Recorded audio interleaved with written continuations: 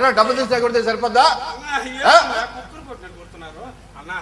నువ్వు తిట్టు నేను బాధ, నువ్వు కొట్టు నేను తిట్టు అన్నా. నువ్వు ఏం చేయమంటే అది చేస్తానన్నా. రైలు కింద తలబెట్టమంటావా, ఊరేసుకోమంటావా చెప్పన్నా? హుస్సేన్ సాగర్ దూకనా? నువ్వేం చెబితే అది చేస్తా. డబ్బులు ఎప్పుడు ఇస్తావు? డబ్బులు ఎక్కడమన్నా, ఏం చేయమంటావు చెప్పు? పెద్ద సినిమాలు కదా, కొద్దిగా పెద్ద ప్రాజెక్టులు అయినాయి మనకి. దరిదాపున ఒక 60-70 దాకా ఉన్నాయి. అన్ని కోట్లే. అప్పులా? అప్పులు అన్నా. ఈ దగ్గర అంతా 5 కోట్లు అంతే ఇచ్చేస్తానన్నా. లాభాలు వస్తాయి. మరి ఊళ్ళో పొలాలు పొలాలా?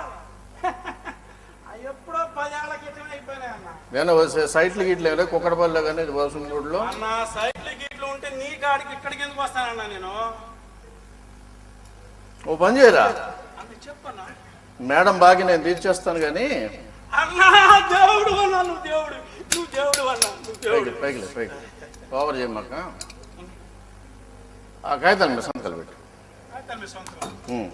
ఇంతేనా? ఏంటని అడగవా? ఏంటని అడగవాడి. ఏముందన్నా, ఏమైనా పర్వాలేదుగా. మనకి పైసలతో పని. దేని మీద పడితే దాని మీద, ఏ కాగితాల మీద పడితే ఆ కాగితాల మీద, ప్రాస నోట్ల మీద, చెక్కుల మీద కూడా పెట్టేస్తాం. అది మన హాబీ అన్న. ఓ పని చేయి, నీ భార్య నేను 2 కొడుకులు కదా నీకు, వాళ్ళిద్దరు కూడా పిలిపించి వాళ్ళ సంతకాలు కూడా అవసరం ఉన్నారు అన్న. ఎందుకన్నా ఈ కాగితం? ఈ కాగితం మీద ఏముందన్నా? ఏం లేదురా, నువ్వును నీ భార్య పేరు ఏంటన్నావు? సీతామహాలక్ష్మి. మీ 2 కొడుకులు కూడా, మీ 4 కుటుంబం మొత్తం కలిసి మీరు ఒక్కొక్కరు ఒక్కొక్క కన్ను, ఒక్కొక్క కిడ్నీ, కొంచెం లివరు, స్టెమ్ సెల్స్, బ్రెయిన్ అన్ని స్వచ్ఛందంగా ఇస్తున్నట్టుగా డిక్లరేషన్ పేపర్స్ అయ్యి అంతకన్నా మాకు ఇంకా చాలా ఉంది.